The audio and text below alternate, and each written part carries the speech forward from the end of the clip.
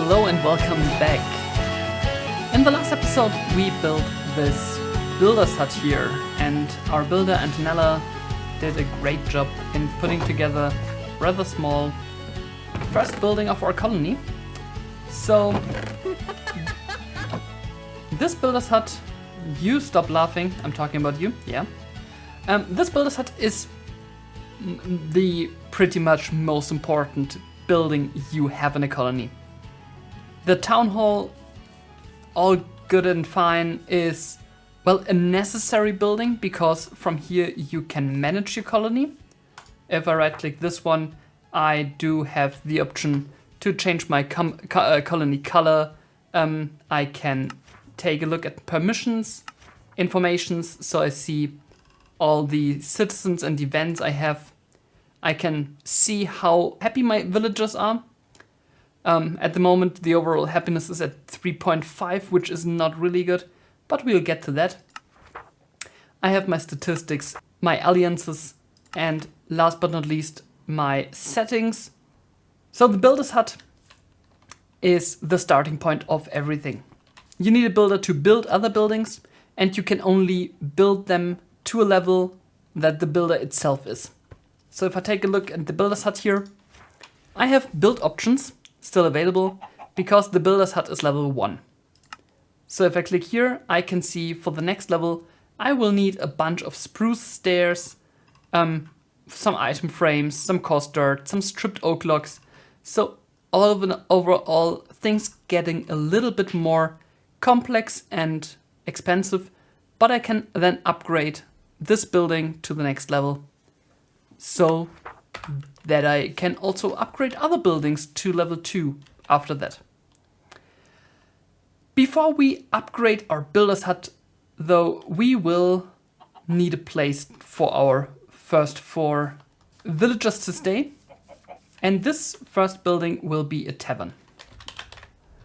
The tavern is simply some planks and a barrel.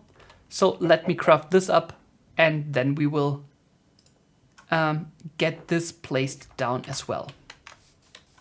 All right, this is what the tavern will look at level 3, which is the max level for the tavern. This will be level 2, which is, in my opinion, a really nice looking building. And this will be the level 1, which is really cheap in comparison and which is what we will build next. If we take a look in here, and maybe I can find my way up somehow, we just have some kegs here and a few beds, and the rest is a simple wooden structure, nothing to worry about. So let me click the green check mark and let's get building the tavern. Like before, I will just clean up the building place just a little bit so that our builder has a somewhat easier job getting this thing built. And then we go to build options, see whatever we need. In this case, it's a lot of dirt because I built a little elevated here, and the rest is really easy. Let me gather what we need for this building,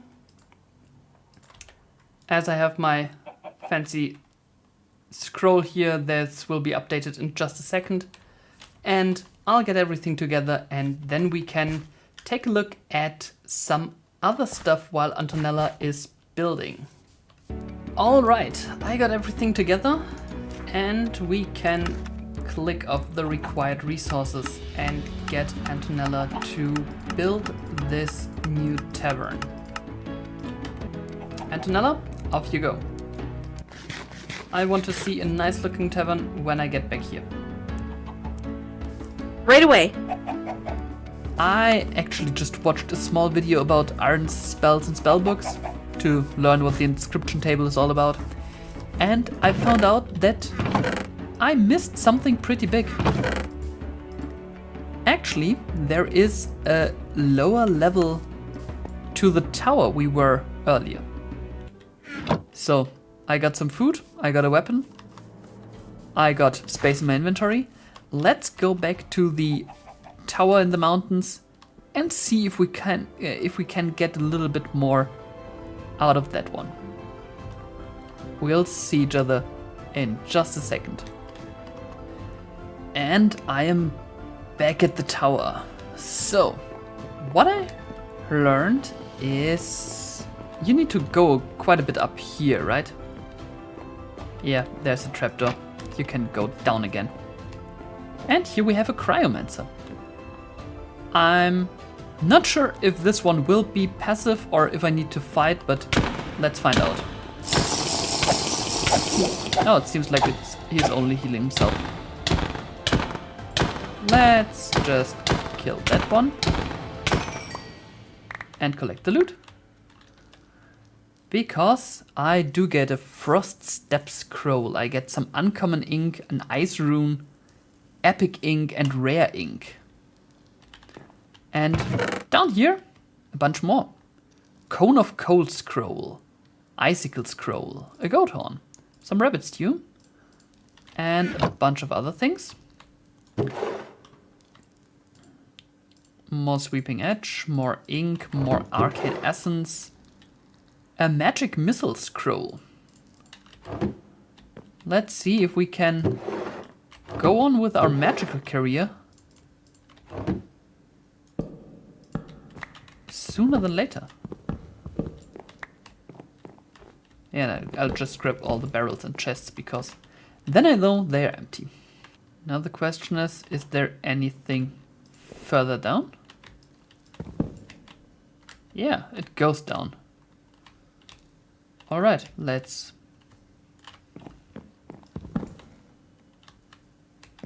How are you supposed to go down there? Well, whatever. Ouch. There would have been a ladder. And a trapdoor. Okay. My inventory is full again. Frost Step, Ray of Frost, Snowball, Ice. Let me get some things I have more of in here. All right. Yeah, I think I got everything out of this tower now. And now I have some spell scrolls. The thing with these scrolls is that if you use them once, they're gone. You need to create a spell book to contain these scrolls to use them more than once, and then they're just use up your mana. Which regenerates all by itself. Now that I have some scrolls, I can take a look in the category Iron Spells and Spellbooks, and there's a handful of spellbooks you can acquire in certain situations. So, for something like this, where you need Bottle of Lightning and Blood Vial and Netherite, I think it's not yet time. But if we take a look at the Flimsy Journal, this just requires paper, string, and some copper ingots. I didn't find copper yet, but this shouldn't be too much of an issue as, well, copper is pretty common. And there's also the next level, the Ironbound Tome, which requires some chains, which is not a problem. But I still don't have any leather, or I don't have any leather left after crafting my resource scroll. So, we could either go and find some cows or horses or something like that and yeah, take a look at the environment. Or we could just go mining for a bit and get some copper, which I think is the easier version for now, and we can always exchange that later. Alright, so let me get together some things and we'll start a mine. I just fell in this little hole here and yeah, there's copper. I think 41 should be enough for now, so Do I still go mining a bit? Yeah, sure. Let's collect some stuff. This cave was really small, so actually a few meters deep, and then I was out again. So let's take our copper and get us a flimsy journal. Oh, because I just killed a few undead, I got a reward. Let's see what I get. I got an enchanted book, Curse of Bones. Interesting. Well, maybe I can use that later. With 6 paper, a string, and 2 copper ingots, I get myself a flimsy journal. So what can I do with that? I think I just equipped it somehow. Oh, yeah, you can equip it in your curios. All right. But you can also open the inscription table I stole from the tower, put in the flimsy journal, and now I have 5 slots in here. I can use this slot to write spells into my book, and I can also take the spells out again. So let's take a look what we have. Cone of Cold, Ray of Frost, Frost Step, Icicle, Frost Step. I do have 2 of those. Yeah. Magic Missile, and that's it. That's exactly 5. Let's go with that. So, putting in my flimsy journal, let me put in Magic Missile, Icicle, Frost Step, Ray of Frost, and Cone of Cold. And now I can take a look here, how much mana it costs, how long it takes to cast, how long the cooldown is, and so on. So let me actually just test them out. I went ahead, equipped my flimsy journal, and now you can see in the bottom left I have my 5 spells here, and with press of R I can select which spell I want to use. So let's take, for example, Magic Missile.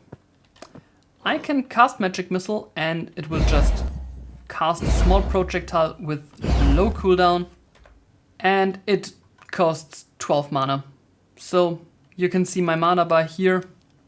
It is not that costly. Cone of Cold costs only 10 mana. Let's see what this looks like. Oh, it's 10 mana a second. But therefore, I do have a pretty long lasting blast. What's Ray of Frost? How expensive was that? 40 mana? Wow. I hope that's not per second. Oh no, it's like a railgun. That's cool. Frost Step is also 40 mana. No, it's 27. And it teleports me. And that looks like it damages everything that was near me when I did cast it. And last but not least, Icicle. And I do expect it to be somewhat like Magic Missile, just frost based. Alright. Now that we have a few spells, and I'm actually going to take Frost Step as my, let's say, default one, because I might need to get out of situations where I'm falling, for example. Let's take a look if we can go, for example, over here and find ourselves some cows. I really could need some leather, and yeah, cows or horses would be a great option.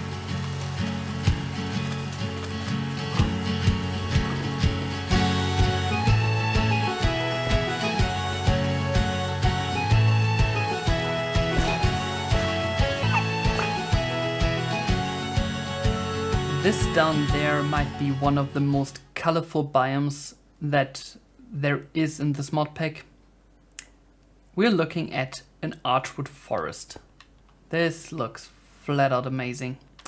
And the good thing for us is, well, there's all the archwood trees here. And Each tree can have these, oh well, can have its own like fruits. So for example, this mangosteen here comes from the flourishing archwood. And here we have a bomb grenade from the blazing archwood. So we can find all the fruits and all the archwood types here, which is really, really useful when we start with Ars Noveau. So it's very nice to know that this is here. Let's take a look at the map. I pretty much walked from over there one time down here.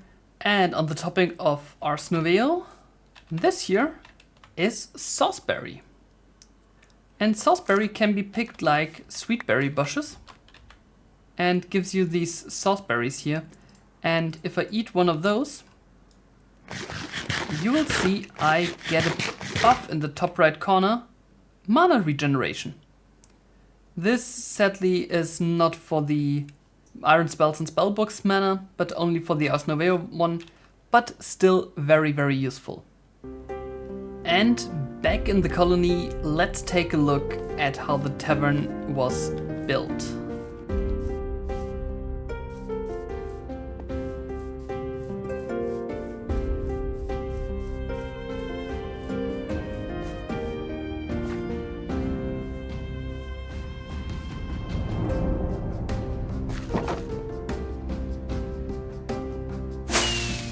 And here we are. Our newly built tavern, as expected, it isn't big or anything, but now our villagers have somewhere to sleep in the night.